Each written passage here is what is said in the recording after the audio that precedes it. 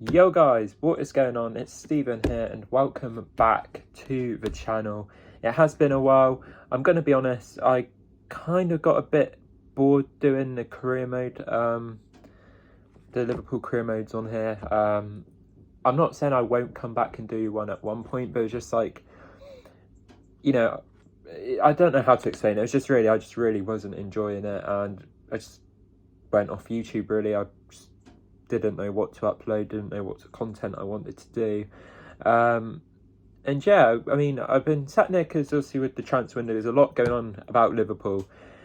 We got the big games here against Arsenal, and I just thought, why not just come back and do a video like this, give it a try, see how it goes. Because, it's going to be a hectic next 48 hours for the club. And I'm really excited, and I know that there's many Liverpool fans who have been panicking over the last few days, particularly in regards to Isak. So I thought, I've been really on this transfer, not in the sense of having like in the know contacts or anything like that, just really just looking at the news, looking at all different sort of aspects from the Newcastle side, from the Liverpool side, looking at like different sort of fan accounts of each club, what they're saying, just looking on the internet, really just trying to get as much information as I can on the transfer. And I thought, since I was a bit of panic last night, why not just as like a comeback video, since this is a transfer I've been really keen on, because Alexander Isak has basically been my favourite non-Liverpool player since he arrived in the Premier League with Newcastle. Like even if we don't get him, my opinion on him as a player won't change. I think he's absolutely an incredible player. And I'm just really, really keen on us getting him. So yeah, I mean, yesterday there was a bit of chaos on Twitter.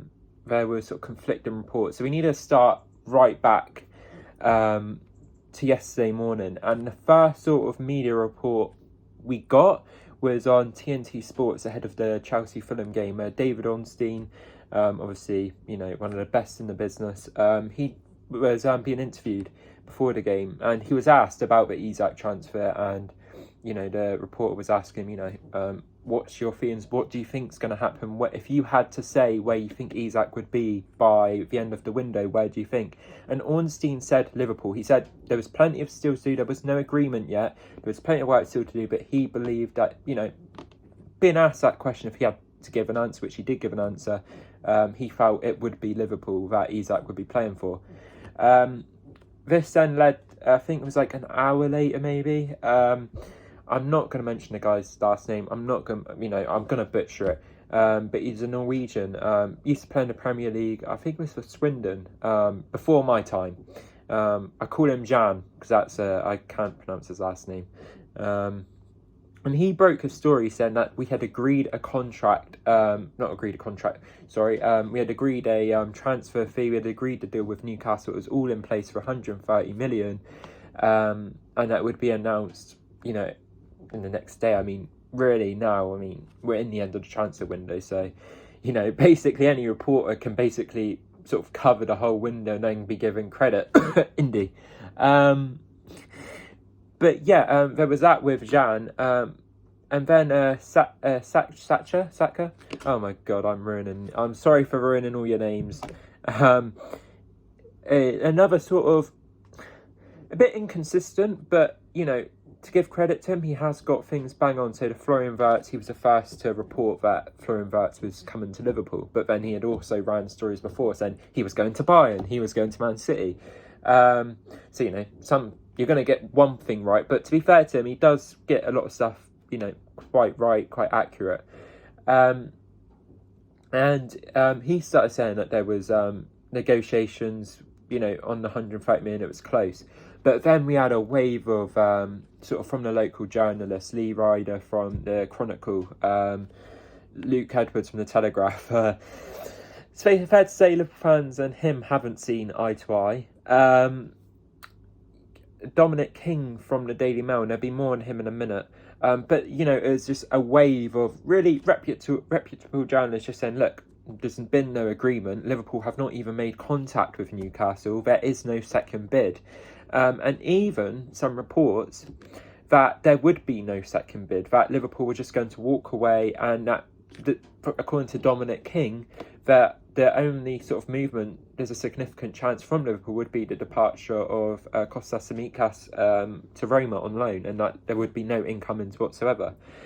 So, you know, this sort of sent Liverpool Twitter into like sort of a panic meltdown, despite the fact you had Ornstein, you know, one of the more reputable journalists, saying, well, not one of the more, probably you could argue the best journalist in the game, definitely alongside Fabrizio Romano. And he was saying, despite what Ornstein said, like everyone sort of panicked from that one reporter. You know, it was only him who said that, you know, there was that line that, you know, there's a significant chance of we'll be signing no one. But I don't know what it was. I guess you could say it's just typical social media. Everyone jumped on that, like, Liverpool's not signing anyone. Of course, a few hours later, Ornstein then breaks that we've bidded for Mark Gahey. So obviously that report from King, I don't doubt that he was probably told that, but, you know, it just wasn't accurate because obviously there was a bid in for Mark Gahey. Craig Hope as well, who's been absolutely brilliant throughout this saga, you know, just really, really just top class. You know, he as well said there was no agreement, no second bid, but he's always maintained Liverpool will come back in, and I agree with him, but we get on to my opinions in a minute. And then Fabrizio done a live around, I think it was like 5:30, 6 o'clock on YouTube last night, and he said, he talked about the Gahey bid, and then like he done like a 10-second segment on Isak where he basically said, you know, the deal's very much alive, it's very much on, I'll have more to say later. And then that part sent social media into a frenzy because everyone was like, wait, has there been like an embargo? Has the deal been done, but it's just agreed to keep it quiet until Newcastle had played? And then obviously that wasn't the case. There has been no agreement as of Sunday morning, as I'm filming this. So yeah, that sort of sums up what social media was yesterday. It was sort of like a frenzy of basically two journalists saying that there had been agreement, and a lot of like reputable ones coming out saying there has been no agreement. But then the Dominic King sort of report just led to a massive sort of panic within the Liverpool fan base. And yeah, Craig Hope then, I think, would have been the last journalist last night. I think Fabrizio did do another video where he said, Fabrizio did a video late last night where he said the deal is very much, you know, it's on, it's active. Liverpool been offered 4 different forwards for, I guess, agents that they can go for, but they're like, no, we want Isak, we're confident we can get Isak. Craig Hope done his video after the Newcastle Leeds game. And again, he said, you know, just why would Isak act like he has, and why would Liverpool encourage that, go through all this trouble, and then walk away? And that is really my take on it. If we're going to get into my take on it now, we're not just going to walk away from Isak at this point. If the Isak deal was dead, we would have walked away from it really after that first bid, or, you know, a couple of weeks ago. You know, we would have been getting reports saying like, no, Liverpool's not interested, they're backing out, it's called. But the fact that none of that has come out, that Isak's now, because that's another thing I missed, TalkSport yesterday reported that Isak's camp are very confident of joining Liverpool. It's very clear as well that Liverpool and Isak's camp would obviously have been having conversations. Probably maybe Liverpool, maybe not encourage him, but saying, look, you know, you make some noise. If you're going to come to Anfield, we need your help. Like, we can't just do it all ourselves. We need you to really force this matter. And that's what Isak's done. He's burnt bridges, you know, with the Newcastle fans. Definitely with the Newcastle fans. I think with Eddie Howe, I read a report he hasn't spoken to Eddie Howe for a week, which, yeah, I mean, I do feel for Newcastle in that sense. You know, like, obviously they love the guy. I mean, I love the guy and I'm not even a Newcastle fan. So obviously, you know, he obviously won a trophy with Newcastle last year. You know, he's developed as a player there. You know, he's come on leaps and bounds to, you know, with Haaland, the best Premier striker in the Premier League, one of the top 3 in the world, in my opinion. And so, you know, I can understand the Newcastle anger, particularly Eddie Howe, because I got to be honest, I do feel bad for Eddie Howe. Like, I'm a huge Eddie Howe fan. I think he's a brilliant manager. And, you know, obviously, like, I do feel bad for him as well. But at the end of the day, there seems to be a lot of stuff behind the scenes on Newcastle and Isak that we're not aware of. There's arguments of Isak saying he's been promised stuff, Newcastle saying they haven't, and then Eddie Howe, I think, said in a press conference that there had indeed been a conversation with Isak at the end of last season, but he wasn't going to say what that was. So there's two sides to every story. There's no doubt, Isak's side are not going to tell the whole truth. Newcastle side are not going to tell the whole truth. So I've sort of rambled on there a bit because I've sort of diverged from my point of what I said I think was going to happen and what I think's happening now. So I think just, again, I'm not in the know. I don't have sources, I'm not claiming to have special contacts.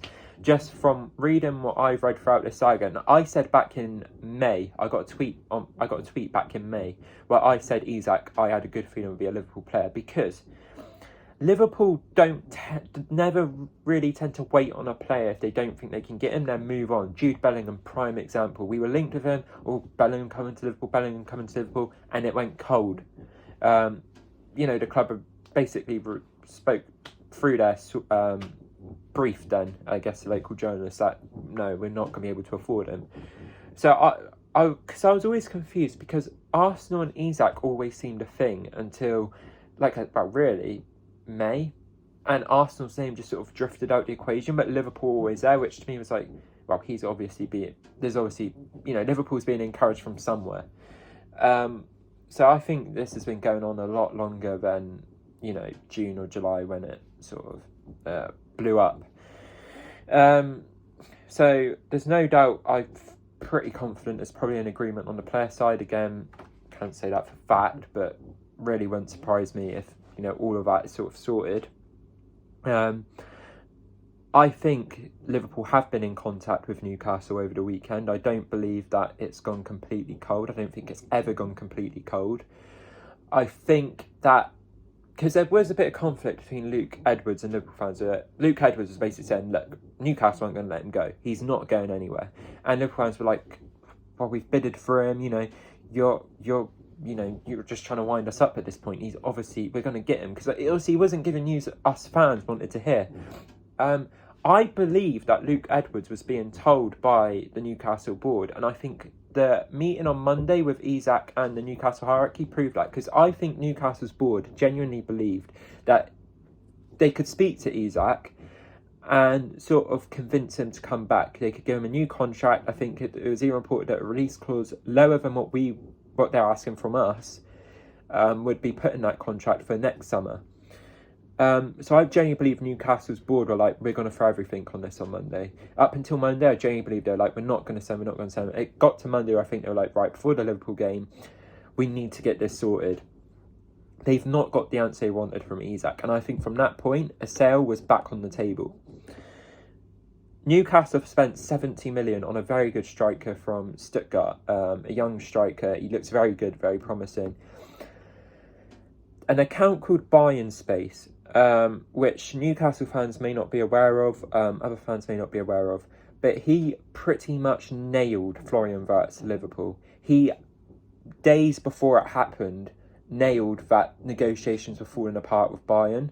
He seems to be some sort of Bayern insider, as inside information on Bayern, I'm not sure, but he nailed everything to do with that. So I feel confident enough I can use him as like a sort of reference point.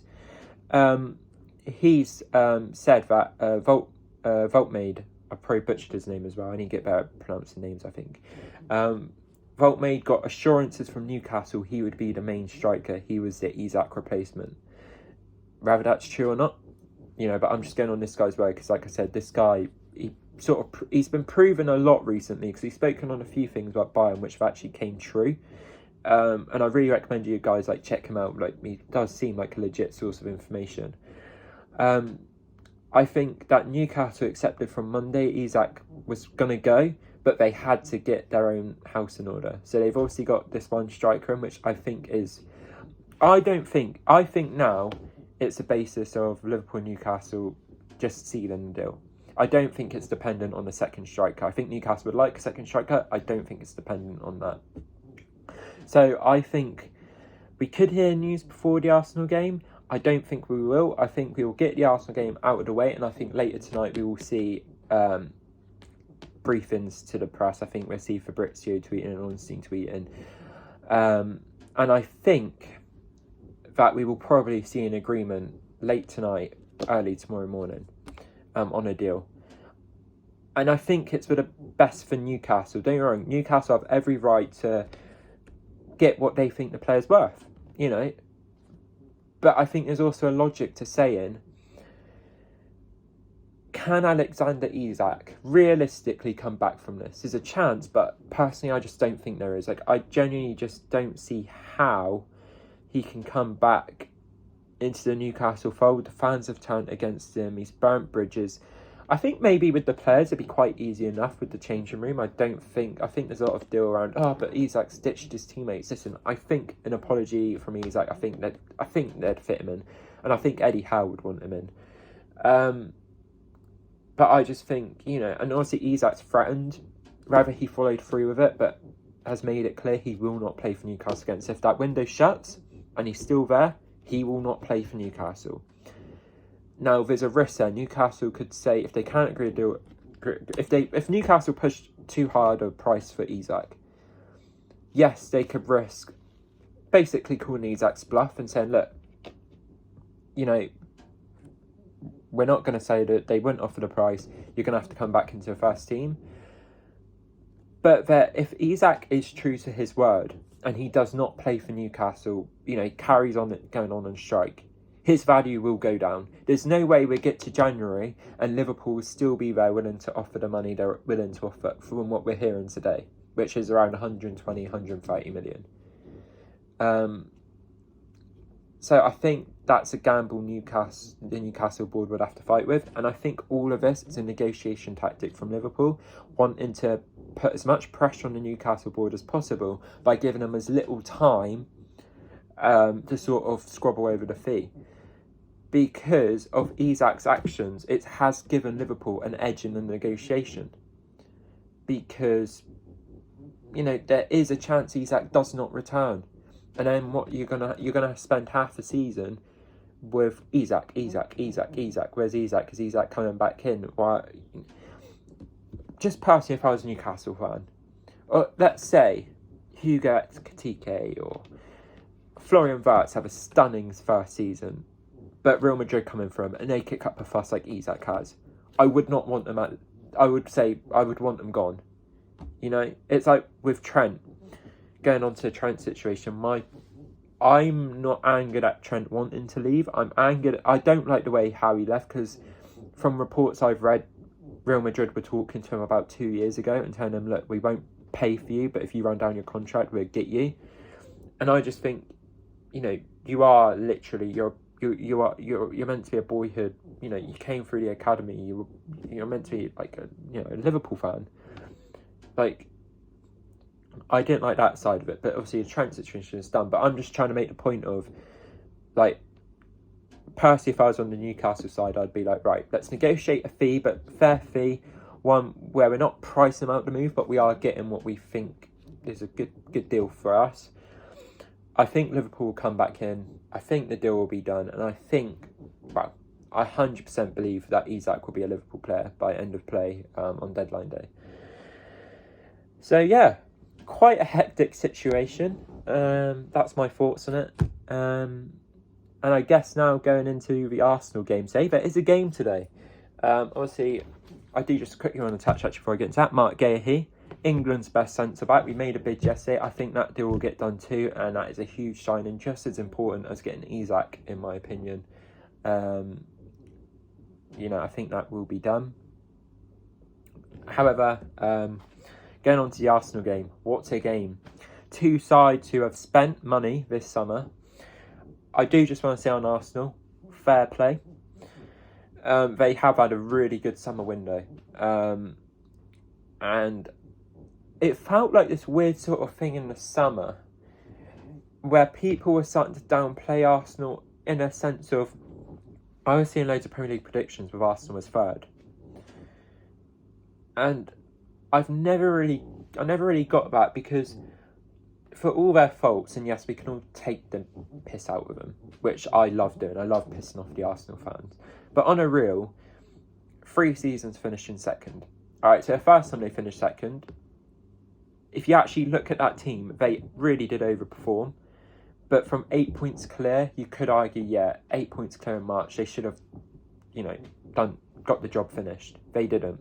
They go into their next season, and in their final 18 games, they win 16, draw 1, lose 1, I think it is, and don't win the title. But that form from the second half of 23-24, because we played them in January or February, I think, in the league at the Emirates, and they beat us 3-1. And from that moment, I was like, yeah, Arsenal are a class above us. But obviously don't get the job done. And last season, where it's City's fallen off, Arsenal have to do it. Surely they don't. But they do get second. And you got to think, they did get slaughtered with injuries. And I think Mikel Arteta deserves huge credit for semi-finals of Champions League, getting second. Just a fantastic job from him. And they've added real quality. Eze, a fantastic signing. Zubimendi was wanted by a lot of the big clubs. If he can get up to speed in the Premier League and can adapt, they've got a great sign there. Gyökeres, I do have my doubts on Gyökeres. Anonymous versus United. Against Leeds, the first half hour, I thought Arsenal were poor in general, but he was anonymous. But he did score 2 in that game, a great goal and a penalty. But Gyökeres was, obviously, Leeds are a newly promoted team. I think Leeds are terrible, by the way. I do think Leeds will go down. I think a lot of people just hype them up because it's Leeds. But if you actually look at their squad, and Daniel Farke doesn't have the best sort of record in this division, admittedly with a Norwich side that didn't spend, but I just don't really rate him as a Premier League manager. I do think Leeds are in trouble, and Gyökeres would have faced teams like Leeds with Coventry in the Championship. We know Gyökeres can score against teams like Leeds in the Championship, but good goal. So I do have my reservations on him, but if he can adapt successfully, which, big, powerful, tall strikers, every chance he will. Arsenal's got a great striker there. They're apparently getting Hincapie from Bayer Leverkusen. Great signing. Mosquera, I don't know too much about him, but decent. Seems like a decent signing. So they've spent about 400 million, I think it is, on this squad. And I think they've sold 10 million. So they got a ridiculously high net spend. Arsenal have spent a lot this summer. Mo Salah said he thinks they're favourites for the league. And there's, it's 50-50. There is huge pressure on Arsenal this season to do something significant, because if they don't, I think then you have to talk about where is this whole thing going from Arteta. I think some of the players like William Saliba, will he want to go because he's good enough to get into any side in the world. So it's a big season for Arsenal. I think they will be up there. I think they will be challenging alongside us. That said, in the Anfield game, we've been quite shaky at the start of the season defensively. New players building in. All I'd say is, Bournemouth was a tricky sort of first game. Obviously at home we should have won. We did win. We did, at times, it's very fragile. We did let them back into it, but we got the job done. Newcastle, that game was just hectic with obviously all of the sort of atmosphere around the game. Newcastle were going for blood. Yeah, that stadium, their players, they wanted to beat us. And they were the far better side, should have beat us, but we found a way. So this talk of, Liverpool's not looking that good at the minute. Well, if we're winning playing badly, and we're not playing, Bournemouth, I'd say there was points where we weren't great, but there was points where we were fantastic. Newcastle, admittedly, we were poor. But when things start to click, which they will, today against Arsenal, we will likely have McAllister and Gravenberch at the base of midfield for the first time this season, and that is huge. Gravenberch did make a difference in that Newcastle game, but eventually, obviously, like I said, they did just start running through us. But I think, with Gravenberch and McAllister at the base of midfield today, I think is a huge plus for us. Right back, Frimpong's injured. Will it be Bradley, Gomez, or Sobosai, who was absolutely fantastic there for us against Newcastle? Definitely our best player on the night. Will he be back at right back? Because if you got McAllister and Gravenberch as a base in midfield, obviously Wirtz is going to be an attacking mid. We know Slot, and as a fan, a lot of Liverpool fans love Szoboszlai for his energy. You know, that man is a press machine. Like, he deserves so much plaudits for actually that side of his game, which, you know, doesn't... I mean, I guess people do mention it with him, but I just don't feel like it's mentioned enough. Like, that man will run his heart out for the club, for the team. So whether Slot still wants to try and get that in somehow is another question. Canate obviously had a shaky start to the season. Is that something if Eze starts? Eze and Gyökeres maybe attacking down that side. But Van Dijk has been a rock. I know people say, but you've conceded 2 and 2. You know, your defence looks shaky. That is not on Van Dijk. And, you know, like, if I'm not like trying to cover him like Van Dijk, if you've actually watched our games, probably has been the reason there's not been a few more goals conceded. He's had obviously two new wing backs either side, just trying to get used to the team, and Canate has really struggled so far this season, which I think he'll bounce back. I think a lot of the criticism of him is a bit overhyped, if I'm honest. I think he will bounce back. I've just completely lost my train of thought. But yeah, you know, Canate, Van Dijk, imagine Gyökeres or maybe even Robertson for this game. Right back, I really don't know who we're going to go for. There's put an argument for Bradley, an argument for Szoboszlai, maybe an argument for Gomez to bring a bit more structure to that back four. And then, you know, just the attack. Like, I get what people say about Arsenal and their defensive record, but for me, if we're going to criticise Liverpool for our first 2 games, I thought at United, they didn't look good at all. United deserved to win the game, but they didn't, and that's a good sign. Like I said, for us, we'll win and not Liverpool. That's a very good thing to be able to do. Leeds at home for the first half hour, and I thought Leeds were dreadful. Arsenal struggled. They get their set piece goal, which obviously they're famous for, and you know, their floodgates open. So I do just think that there's a lot of people saying, "Oh, Arsenal should feel confident going and say, no."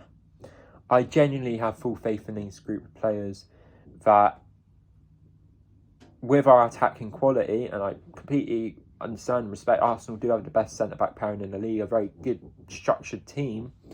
You know, we were on the piss last season for the last 4 games. We didn't win a game. We were in Ibiza, you know, just completely basically, just, so what? And we were 2-0 up against Arsenal. Maybe they came back, made it 2-2. But, you know, the point is, we were not good in our last 4 games. It just like everything just went out the window after we won the league. This is a much better attack we have now than then. I think our players will be up for it. And if I'm making a prediction today, I'm going for I am making a prediction for today. I'm going for 3-2 Liverpool. I think it'll be a 3-2 win. And yeah, I mean, just what I think is going to happen. I think Arsenal get cut off if they get set pieces. You know, that's a goal with terrible defending set pieces. But I just think our attack is just... You don't walk away from Liverpool. You don't walk into a Liverpool game thinking Liverpool are going to struggle to score. And I'm not feeling any different today. But I will just say, I mean, either side, whoever wins today, and I do believe Liverpool will, it's not that big at this point of the season. It's 3 games in. You know, maybe if it was at least 10 games in, you know, like maybe if you were heading into November, December, you would say, all right, this is a real indicator. But it's a 3rd game. It's way too early to go, Liverpool win, say, 9 points out of 9, Arsenal 3 points behind, that's title done, or that's a big sign the title's done, or even a small sign the title's done. No. You know, because, let's say next week we then were to lose, not next week, 'cause it's the international break, but we were to stumble, Arsenal can come straight back into it. It's way too early. And also, from a Liverpool fan perspective, if we lost today, and I don't want to lose today, I think we will sign Isak and Guehi, like I said. So, say we lose to Arsenal, but then tomorrow we've announced Isak and Guehi. I don't think any Liverpool fan is going to sit there and go, title's done, we lost to Arsenal yesterday. It's going to be like, right, you bring on this title now. So yeah, this game is obviously going to be exciting, good to watch. The two best teams in the country going head to head. Obviously, I want a win, and I do believe we will win, 3-2. But I'm not sat here saying it's an indicator of where the Premier League title is going to go. It's a third game, and that's what it is. So yeah, you've had my thoughts on the Isak saga. I think Alexander Isak will be a Liverpool player. Mark Guehi, I think, will be a Liverpool player. On the Arsenal game, 3-2 Liverpool. Yeah. What a week this could be. Manchester beating Newcastle. Manchester United losing to Grimsby. Go and beat Arsenal. And then go and sign Isak and Guehi. I mean, I'm telling you, that is some week. I don't think any fan could argue with that. Right. Thanks for watching, guys. I hope you enjoyed the style video. And I'll see you soon.